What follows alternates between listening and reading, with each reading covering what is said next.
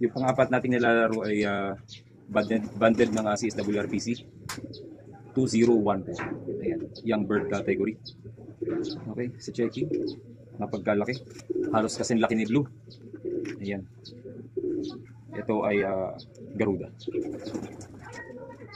Okay, combination ng Garuda and Saiyan ni Sir Edwin Nubal. Kamukha ni Blue. Napagkalaki ng ibon din. Upon checking, okay yung mata niya. No need na maglagay ng QX. And siyempre, consistent din yung kuya niya. Pero tinatalo siya ng kuya niya kasi mas matigas na yun. Okay, same nung ating isang Garuda. May puti rin sa pakpak to. Ang kaibahan lang, medyo mas marami. Ayan, nasuksok na puti. Sa kabila yun, mas marami. Pakpak niya, isa maganda. Katawan, ang ganda rin. Payatin to nung medyo bata-bata pa siya.